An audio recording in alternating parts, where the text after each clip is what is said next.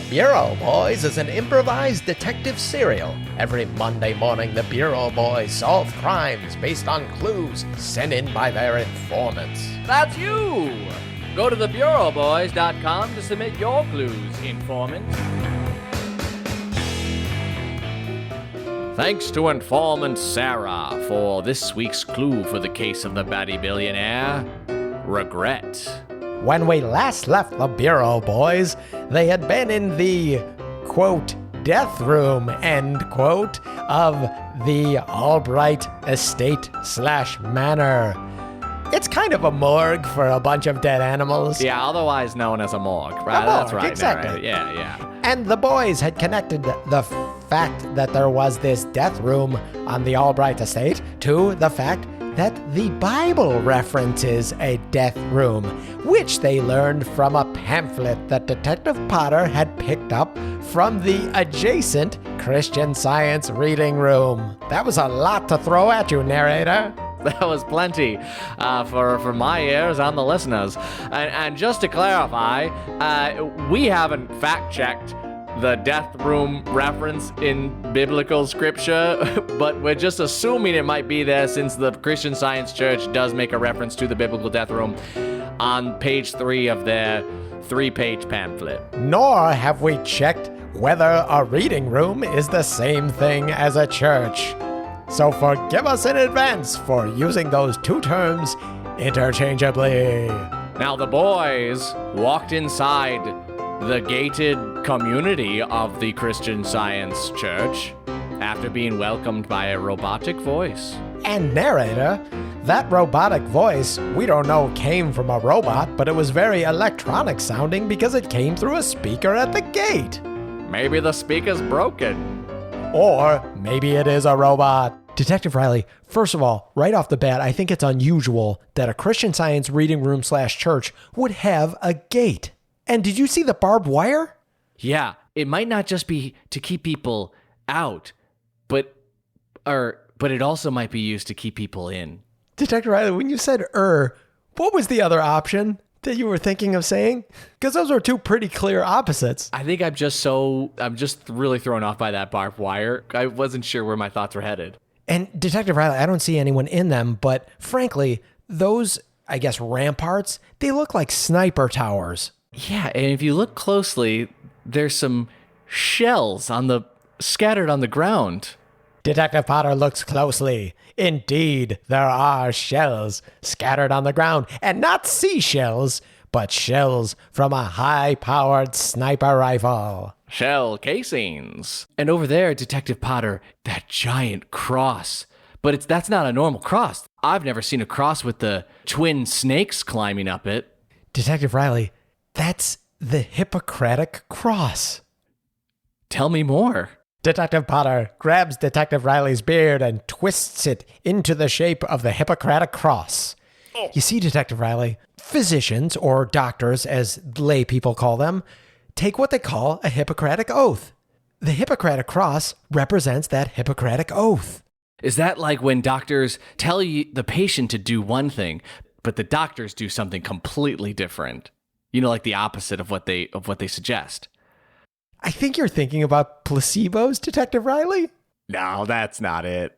Yes, Detective Riley, that's exactly what I'm saying. Doctors force their patients to pledge loyalty to their doctor so then they can get their Medicare plans. Narrator, I think what Detective Riley, and I just want to throw this out there to you as we're listening to this conversation, I think Detective Riley was thinking of the hypocritical oath.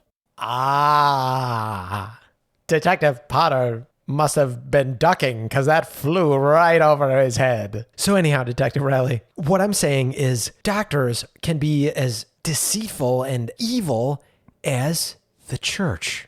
You there! You two over there! Get over here! The boys turn toward the front steps of the Christian Science reading room/church and see a man dressed in a robe with a rope belt around his waist. Black robe, golden belt, and a full face of ash, like completely covered his face. Not a good look in 2021, let me tell you, narrator. You're talking about blackface, narrator? Ash face, my God. Come on. But yeah, pretty much. Hello, sir. Ah. Oh no, Detective Riley, another pirate. Sir, are you having a Halloween party and you're playing a pirate? Yeah, you've come on the Christian Science Halloween, May 7th. What a weird time to celebrate Halloween. For the purpose of this conversation, sir, I'm a detective. I'm going to need you to speak in your normal voice. Pardon me, I didn't mean... Well, first of all, you're trespassing on our hallowed grounds, and I'm going to have to ask you to show some ID. Detective Potter and Detective Riley both whip out their credit cards and show them to this stranger. I think you'll find that this checks out. The pastor takes their credit cards and whips out a credit card machine, immediately swiping them, charging both their cards $200 for the price of speaking with the head of the church. Now, narrator, I want to applaud you for pulling that this is indeed a pastor and indeed the head of the church, because as you know from our studious records of the Christian Science religion, that only the head of the Christian Science church/reading room is allowed to wear black ash on his face with a golden rope tied around his waist. Unless he's a charlatan. But let's be honest, any man that would immediately grab credit cards and charge $400 is probably a pastor. Totally legit. From my perspective, we'll see. Why did you just do that? We're just detectives. And he frankly maxed out my credit. I don't think that will run. God only speaks to those with the cash to hear what he has to say. Can I ask if you are on social media at all? Yes. You can find me at blackash. Now, before you finish that website, bear in mind that I hope it's already registered. That leads to my follow-up question. Has anyone on social media made any sort of comments about your face? Were you about to launch into a hymn? I am in the process of being cancelled. By the way, when I say him, it could also be her. You get it, Pastor? Detective Potter nudges the pastor in the ribs with his elbow. Oh. And Detective Potter doesn't just feel ribs, but a couple of sidearm pistols tucked away underneath those robes. Detective Riley, can I talk to you for a second? Excuse me, Pastor. One moment, please. Oh, of course. Detective Riley, this guy is strapped. Yeah, and he's kind of creeping me out. I feel like we need to report him to someone. Just take a picture. Wait a minute. This could be great for our Instagram online presence. Yeah. Oh, you're talking about the court of public opinion. I thought you meant like a police officer. No. He hasn't violated any laws. Well, we don't know. I don't know that those firearms aren't registered. Well, that's true. We're detectives. We're going to find that out. I was just thinking that maybe we could get famous by exposing him as some kind of racist. And then people will be like, well, who are these detectives that found this racist pastor?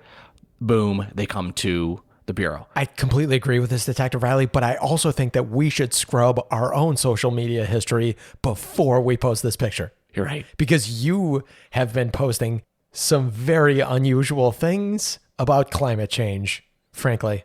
The Earth is hollow. It's also flat. And this is not the time to get into a discussion about the facts of the Earth. But I want one quick question. How can it be flat and hollow? Well, if you watch my latest YouTube exploration... Okay, I'm not going to do that. The Bureau boys turned back to the pastor. Can I call you Pastor... You may not. The pastor waves his hands in front of the boys. And as he does, the sun glints off of his shiny rings. Excuse us for one more second, Pat. What can I address you as? Black Ash, the man, the myth. Ew, I'm going to call you BA. Is that cool? Can I call you BA? Please say yes. That's fine. Thank you. Okay, Detective Riley, did you notice his knuckles? Yeah, they're very smooth hands. Okay, yes, Detective Riley. Smooth skin. Remember the goose we examined? Yes. With the fist-sized hole in its chest? Exactly right, Detective Riley. The fist-sized hole in his chest. That, I didn't mention it at the time, Detective Riley, but that fist-sized hole had ring-sized holes within it. Oh my God. Exactly. I think we found our goose puncher, Detective Riley. Now, be honest. Have you ever visited the Albright estate right next door? Well, we've tried many times to recruit Peter Albright. It would be great for our mission, but he doesn't seem interested in our faith. You've tried to recruit Peter Albright. Let me ask you this, B.A. What can you tell me about a biblical death room? Oh, yes, the death room. Well, it's well known in the book of Leviticus that if you want to preserve your medical experiments, you put them in a death room and you keep them there until the time comes when they have to rise again. B.A., are you suggesting that my most horrifying fear is maybe actually biblically true, that dead animals will rise from the grave if they're placed into a death room? Well, once the proper time comes and the prophecy has been completed. Now, B.A., I was over here earlier, honestly, and I did do a little bit of reading and kind of picking around while my partner was napping in the car. When you say prophecy, are you talking about the prophecy of the one who will regret his social media choices? That's only one part of the prophecy. I didn't have that much time to read because he gets really cranky when he hasn't eaten in a while, so I had to get back to the car and feed him. Yeah, and speaking of which, honestly, it's been a long day in this hot sun, and I could go for a couple taquitos right now. Okay, well, as soon as we're done here. Anyhow, tell me about the second part of the prophecy, B.A. Well, there's a man of many faces, a man of many outfits, a lord of the wilderness who would come forth. Detective Riley, that sounds exactly like Peter Albright. A man of many faces, a man of many outfits, a man of the outdoors. He's all of those things wrapped into one. And when this man completes his final form... Does it say anything about what his final form is going to be? Or should we just find that out organically? You know, the Bible, it isn't always exactly clear on all the descriptions. Just there will be a final form. Okay. And once he takes it, and then takes the life of his only son. Detective Riley, I feel like this is the most shocking information we've ever gotten. Also, frankly, B.A., can I just say, you are the most helpful informant we have ever had. Too bad for you. What I've told you so far is going to stay with you, because you're about to die.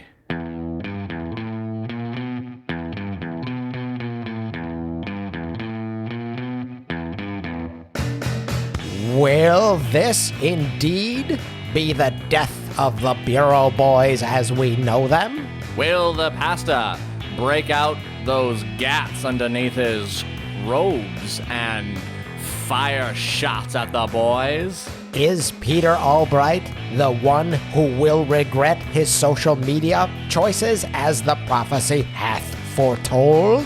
What's really the point of the prophecy in the very end? You know, after the man with the many faces kills his son and then the animals come back to life, what happens next? Yeah, to what end? Like, we don't want a bunch of zombie animals wandering the grounds. Or do we? Wow, narrator, really fast, holy cow. And all the dead geese and all these dead animals, it's almost like a dead army being built. I don't want to write too much, but my God, my narrator brain is on fire right now. Tune in next week for the answers to these questions and many more on the case of the Batty Billionaire. If you enjoyed this episode, help the Bureau Boys solve this case by submitting your clue at thebureauboys.com. They may use it on a future episode. While you're there, why not join their informant network and tell all your friends and family to join too? But don't tell the criminals, because the Bureau Boys are coming for them.